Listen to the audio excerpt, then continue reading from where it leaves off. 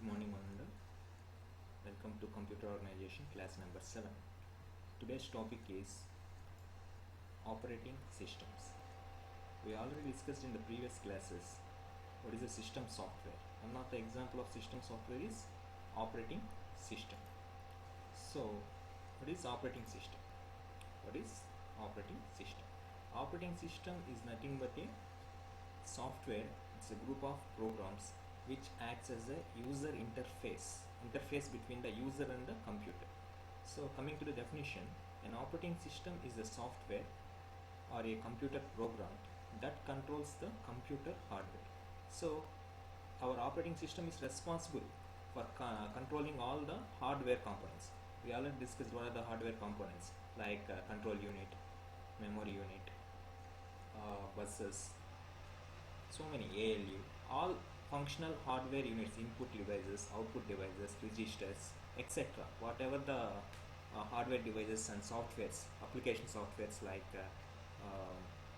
Photoshop, MS Office, whatever it is, all softwares and hardware will be controlled and interacted by the user through operating systems. Without operating system, user cannot interact with the system because our hardware knows only zeros and ones. A system hardware knows zeros and ones, which is a machine language, but the user knows only high level language like C, Java, English, etc. So user interacts with the system through our language, local language, but the system understands only machine language like zeros and ones.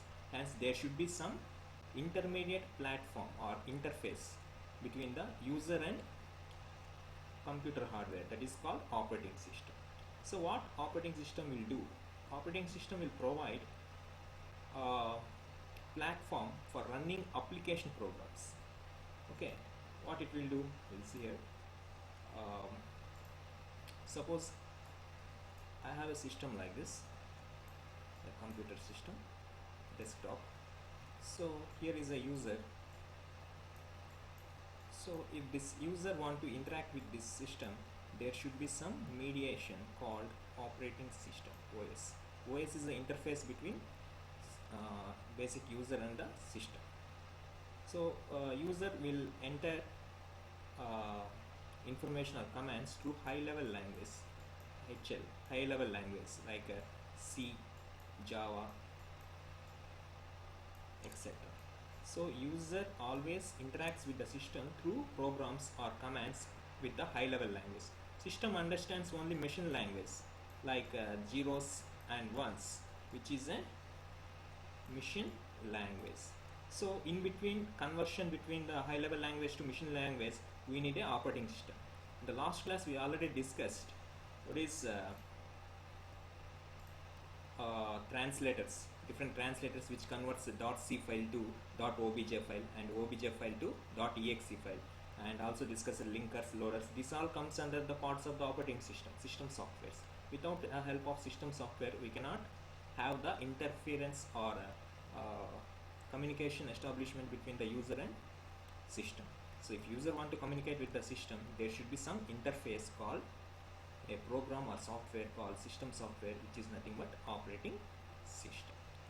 Okay, now if you see here the block diagram of the operating system, here is the computer hardware. We have a computer hardware which is a parts of the computer, CPU, etc., etc., input device, output devices, memory unit, etc. So here is a user. So between user and computer we have OS, operating system. User enters the commands to keyboard, mouse, whatever it is, and it will reach to the computer via OS, operating system. Operating system is responsible for establishing the communication between user and computer hardware. This is about operating systems. Okay, next, what are the roles of the operating system? Changes in the operating system. Okay, the first and major responsibility of the operating system is it acts as a resource manager. And second one is it acts as a user interface. So what is resource management? మన కంప్యూటర్లో చాలా resources ఉంటాయి, అంటే చాలా components ఉంటాయి, hardware components, softwares, so many ఉన్నాయి. Hardwares ఉన్నాయి, softwares రెండు ఉన్నాయి. బట్ వీటన్నిటిని ఎప్పుడు ఏది యాక్టివేట్ అవ్వాలి, ఎప్పుడు డీయాక్టివేట్ అవ్వాలి, ఎప్పుడు ఏది యూజ్లోకి రావాలి, ఎప్పుడు యాక్టివ్గా ఉండాలి, ఎప్పుడు డీయాక్టివేషన్లో ఉండాలి, ఇవన్నీ మేనేజ్ చేసేదాన్ని రిసోర్స్ మేనేజ్మెంట్ అంటారు. అలాగే సెకండ్ పాయింట్కి వస్తే, so operating system acts as a user or computer interface. కంప్యూటర్కి యూజర్కి మధ్యలో ఒక ఇంటర్ఫేస్ లాగా యాక్ట్ అవుతుంది. మీరు కీబోర్డ్లో ఎంటర్ చేసిన ప్రతిదీ కంప్యూటర్కి అర్థం కాదు. సో మీరు ఏ అని ఎంటర్ చేస్తారు, but A should be converted into zeros and once.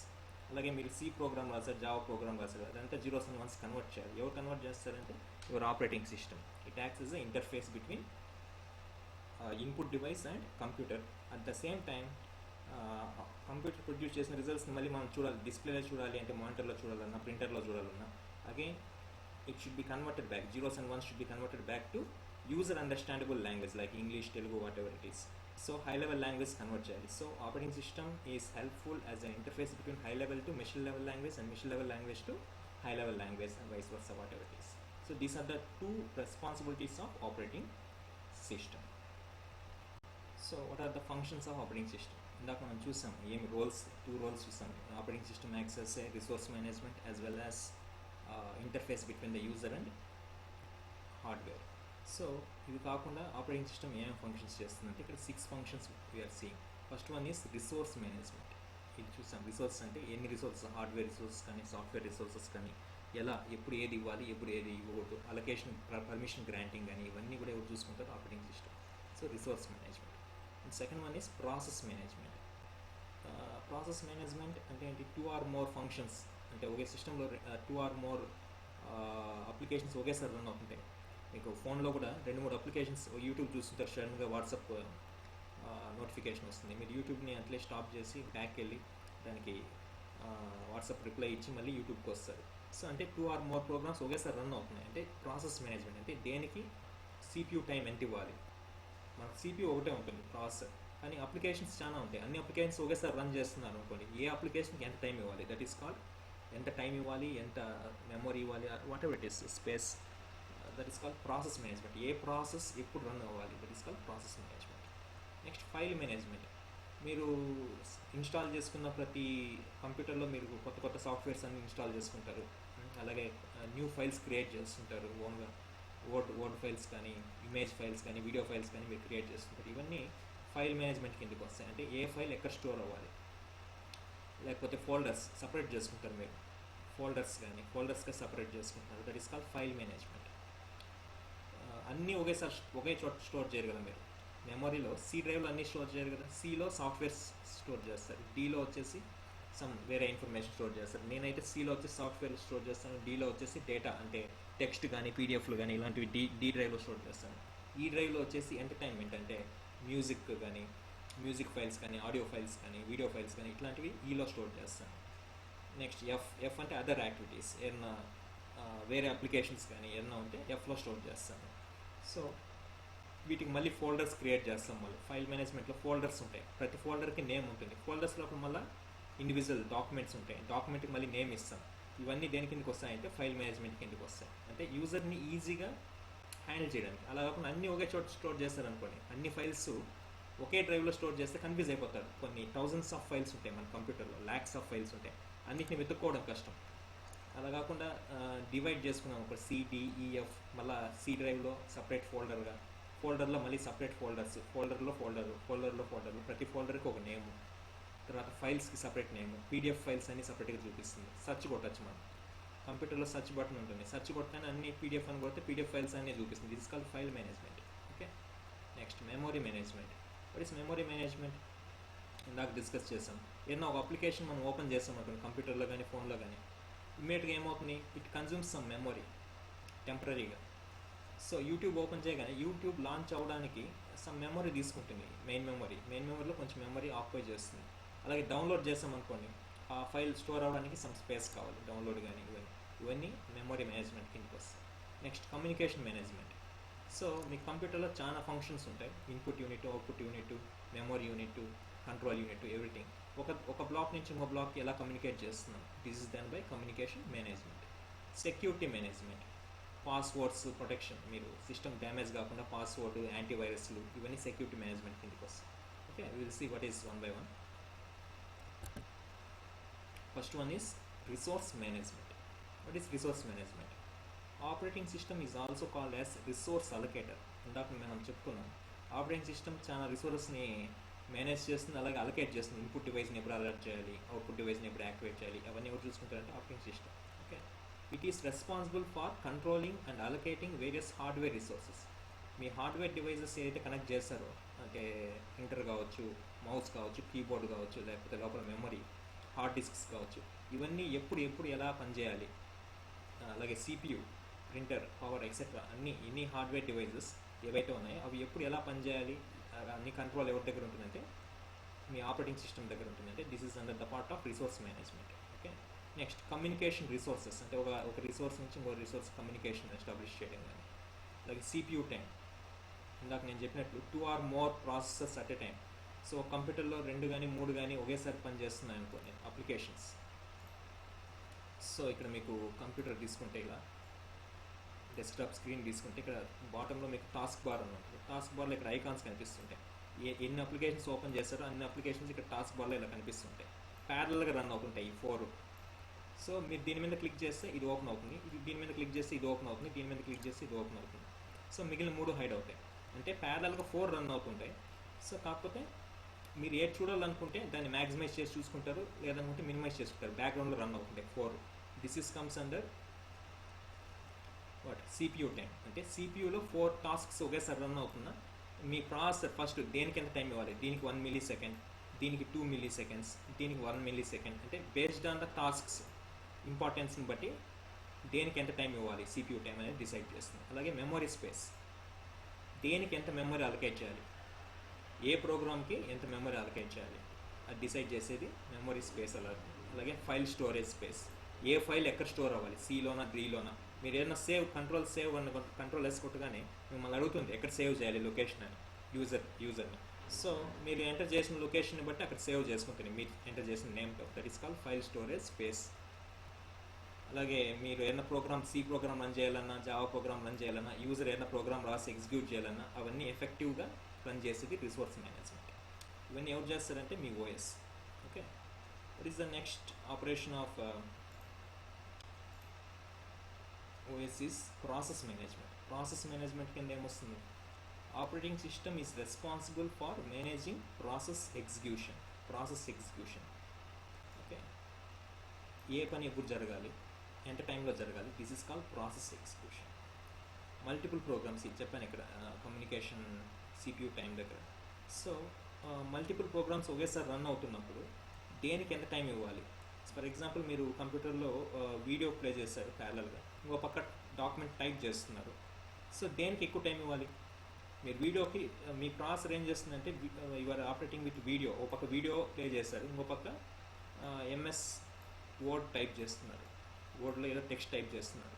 So ఇప్పుడు 2 ప్యారలల్గా రన్ అవుతున్నాయి, 2 టాస్క్స్. ఇప్పుడు ప్రాసెస్ మేనేజ్మెంట్లో మీ CPU దేనికి ఫస్ట్ ప్రయారిటీ ఇస్తుంది అంటే వీడియో ప్లేయింగ్కి ఇస్తుంది. ఎందుకంటే వీడియో స్ట్రీమింగ్ బ్లాక్ కాకూడదు, అంటే ఎక్కడ కానీ మనకు స్ట్రక్ కాకుండా స్మూత్గా రన్ అవ్వాలంటే ఎక్కువ టైం దీనికి ఇస్తుంది, ప్రాసెసర్ టైం ఎక్కువ ఇస్తుంది. దీనికి తక్కువ టైం ఇస్తుంది వర్డ్ టైపింగ్కి, ఎందుకంటే హ్యూమన్ బీయింగ్ చాలా లేట్గా టైప్ చేస్తాడు. ప్రాసెసర్ స్పీడ్ కన్నా హ్యూమన్ ఇంటరాక్షన్ చాలా స్లోగా ఉంటుంది, ప్రాసెసర్ చాలా స్పీడ్గా ఉంటుంది. హ్యూమన్ ఏం చేస్తాడు, స్లోగా text character by character enter చేసి ఫైనల్గా ఒక పేజ్ అంతా టైప్ చేసిన తర్వాత దాన్ని ఏం చేస్తాడంటే సేవ్ చేస్తాడు. ఎప్పుడైతే సేవ్ చేస్తాడో అంతవరకు వీడియోకి ఎక్కువ టైం ఇస్తుంది. ఎప్పుడైతే సేవ్ బటన్ నొక్కుతాడో ఒక్కసారిగా ప్రాసెసర్ అనేది దీనికి షిఫ్ట్ అవుతుంది, అంటే MS వర్డ్కి షిఫ్ట్ అయ్యి ఈ కంప్లీట్ డాక్యుమెంట్ని సేవ్ చేసిన తర్వాత లొకేషన్ మెమరీ అలకేట్ చేసిన తర్వాత ఏదో ఒక మెమరీ లొకేషన్లో సేవ్ చేసిన తర్వాత మళ్ళీ ఎక్కడికి వస్తుంది, వీడియోని ప్లే చేయడానికి వస్తుంది. ఇవన్నీ ఫ్రాక్షన్ ఆఫ్ సెకండ్లో జరిగిపోతుంది, కళ్ళు మూసి తెరిచే కన్నా తక్కువ, less than 10⁻12, that is millisecond, microsecond, terasecond, nano సెకండ్స్లో జరుగుతుంటాయి. అందుకే మీకు అన్ని ప్యారలల్ జరిగినట్లు అనిపిస్తుంది, కానీ ఇవి సీక్వెన్స్లో జరుగుతుంటాయి ఒకటి దాని తర్వాత ఒకటి. This is called process of execution, multi programming. దీన్ని ఏమంటారంటే ప్రాసెస్ మేనేజ్మెంట్ అంటారు. Next one is file management. ఇందాక మనం ఆల్రెడీ డిస్కస్ చేసాం, ఫైల్స్ అంటే ఏ ఫైల్ ఎక్కడ స్టోర్ అవ్వాలి, ఇవన్నీ ఫైల్ మేనేజ్మెంట్ కిందకి వస్తాయి. So operating system is also responsible for managing the file names. ఏదైనా ఫైల్ క్రియేట్ చేసాం, టెక్స్ట్ ఫైల్ కావచ్చు, PDF కావచ్చు, దానికి మనమే పేరు పెట్టుకోవచ్చు, రీనేమ్. సో ఫైల్కి నేమ్ ఇచ్చుకోవచ్చు, డైరెక్టరీ నేమ్, ఒక ఫోల్డర్ క్రియేట్ చేసుకోవచ్చు, ఆ డైరెక్టరీలో మనం సేవ్ చేసుకోవచ్చు. ఆ ఫోల్డర్ని C డ్రైవ్లోనో D డ్రైవ్లోనో ఎక్కడ కావాలంటే అక్కడికి మూవ్ చేసుకోవచ్చు, కాపీ పేస్ట్ చేసుకోవచ్చు. సో ఇవన్నీ this is comes under file management. It also provides access properties like file size, file type and modify etcetera. అంటే ఇక్కడ ఏంటి, మీరు ఏదైనా ఫైల్ ఓపెన్ చేశారు అనుకోండి, అది MP3 ఫైల్ కావచ్చు, MP4 వీడియో ఫైల్ కావచ్చు, టెక్స్ట్ ఫైల్ కావచ్చు. ఆ ఫైల్ మీద క్లిక్ చేయగానే ఏమవుతుందంటే పక్కన చూపించేస్తుంది అది ఎప్పుడు క్రియేట్ చేస్తారు, ఎప్పుడు సేవ్ చేస్తారు ఆ ఫైల్ని, దాని సైజ్ ఎంత. ఒకసారి రైట్ క్లిక్ ఇస్తే దాని మీద క్లిక్ చేస్తే దాని సైజ్ చూపించేస్తుంది ఆపరేటింగ్ సిస్టమ్ కింద బాటంలో. దాని సైజ్ ఎంత MB ఉంది అనే సైజ్ చూపించేస్తుంది. అలాగే టైప్, ఏ టైప్ అంటే MP3నా, MP4 లేదా టెక్స్ట్ ఫైలా, PDF ఫైలా, అది ఏ టైప్ ఆఫ్ ఫైల్లో చెప్తుంది. అలాగే డేట్, ఎప్పుడు క్రియేట్ చేస్తారు, ఏ టైం క్రియేట్ చేస్తారు, డేట్ అండ్ టైం కూడా చూపిస్తుంది. ఒకవేళ ఏమైనా చేంజెస్ చేస్తుంటే ఆ చేంజెస్ ఇప్పుడు రీసెంట్గా ఎప్పుడు చేంజ్ చేస్తారో కూడా చూపిస్తుంది. ఇవన్నీ ఫైల్ మేనేజ్మెంట్ కిందకి వస్తాయి. Next memory management. Operating system is also manages memory needed for execution of user programs. So memory అంటే మనం స్టోర్ చేసిన డేటానే కాకుండా అప్లికేషన్స్ సేవ్ చేయడానికి కూడా డేటా కావాలి. అంటే మనము వీడియోస్ స్టోర్ చేసుకుంటాం మెమొరీలో, అలాగే ఆడియో ఫైల్స్ సేవ్ చేసుకున్నాం, టెక్స్ట్ డాక్యుమెంట్స్ చాలా సేవ్ చేసుకుంటాం. ఇవే కాకుండా చాలా సాఫ్ట్వేర్స్ ఇన్స్టాల్ చేసుకోవడానికి కూడా మనకు మెమొరీ కావాలి. నాట్ ఓన్లీ డేటా స్టోర్ చేయడానికే కాదు, డిఫరెంట్ సాఫ్ట్వేర్స్ని అదర్ దాన్ ఓఎస్ కాకుండా వేరే సాఫ్ట్వేర్స్ ఇన్స్టాల్ చేసుకోవడానికి కూడా మనకు మెమొరీ కావాలి. సో వీటన్నిటిని ప్రాపర్గా మేనేజ్ చేయడానికి అంటే దేనికి ఎంత మెమొరీ అలొకేట్ చేయాలి. సో రన్ టైం మెమొరీ అంటారు. ఏ అప్లికేషన్ అయినా ఓపెన్ చేసినప్పుడు అప్పుడు హెవీ మెమొరీ ఆక్యుపై చేసుకుంటుంది. మీరు ఫోటోషాప్ ఓపెన్ చేస్తే ఎక్కువ మెమొరీ ఆక్యుపై చేస్తుంది. సో అప్పుడు మొత్తం మెమొరీ, ర్యామ్లో ఉండే మెమొరీ, రోమ్ కాదు, రోమ్ ఈజ్ మెయిన్ మెమొరీ. ఈ 4GB 3GB ఉంటుంది ర్యామ్.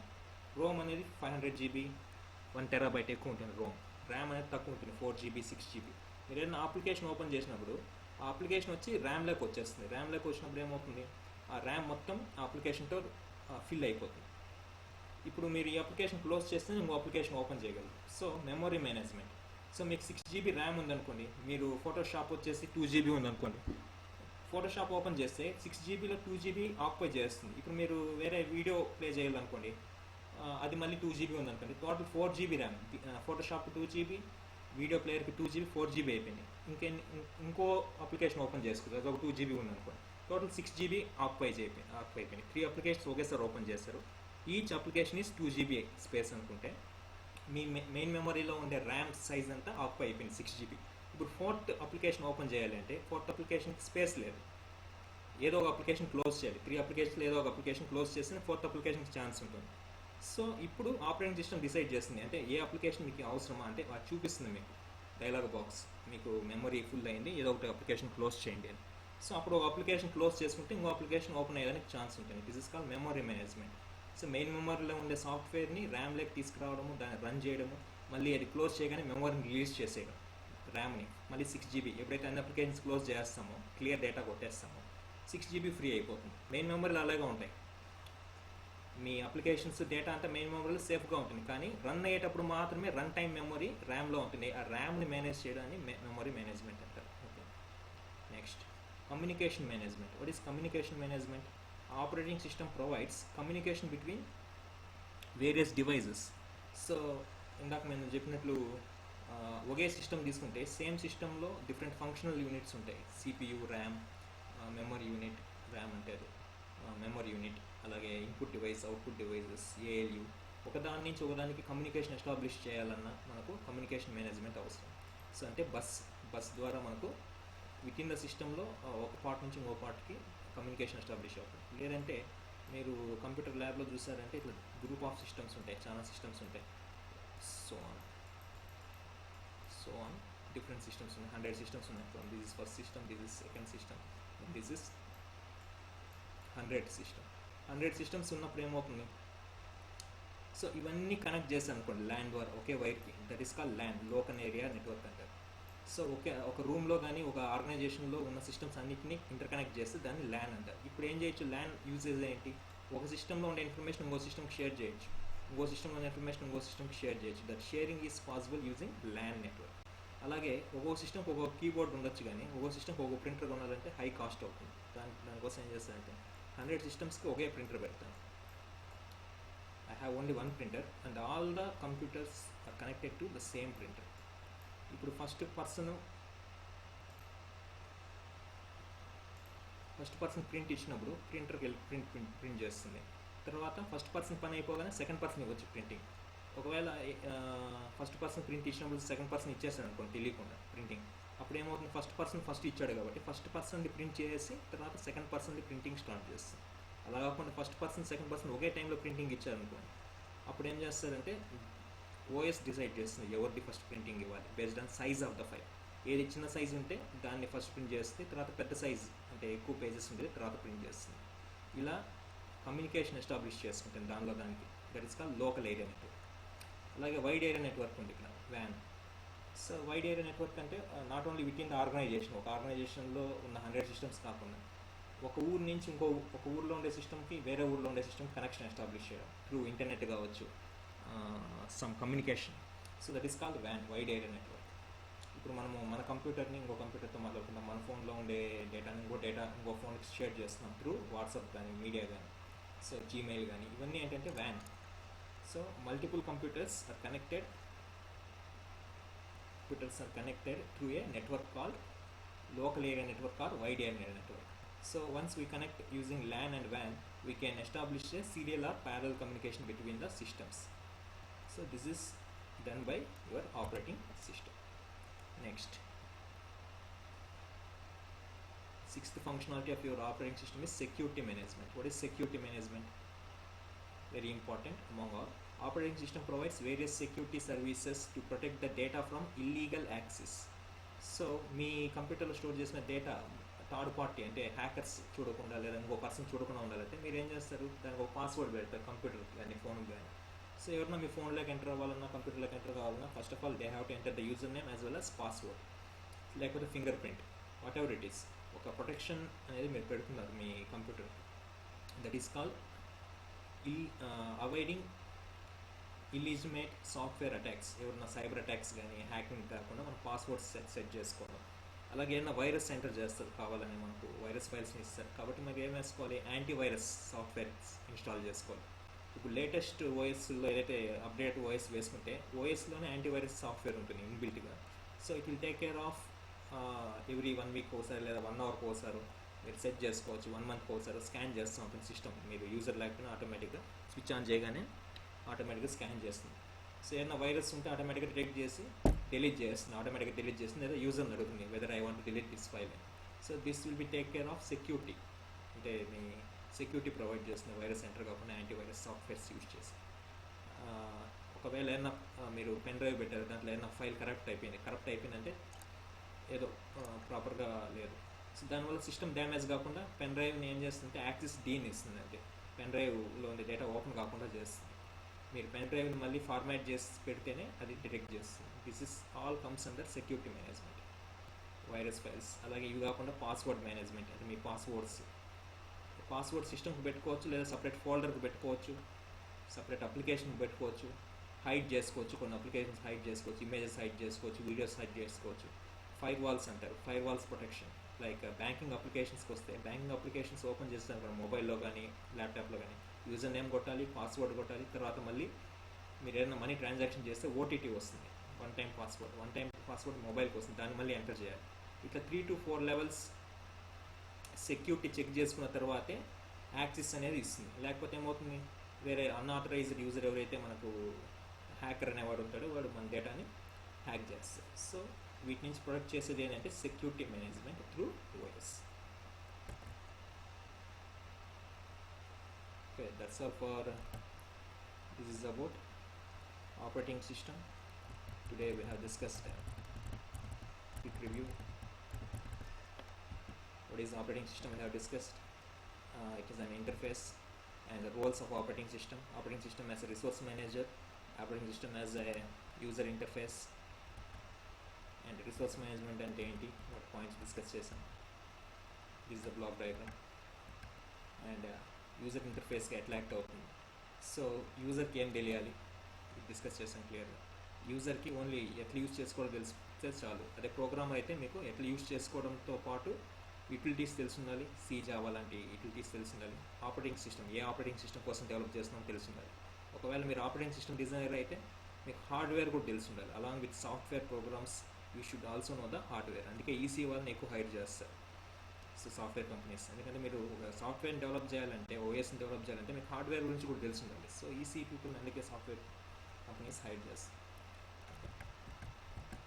సో అలాగే functions of the operating system ఈ 6 ఫంక్షన్స్ చూసాం: resource management, process management, file management, memory management, communication management, and security management. Okay.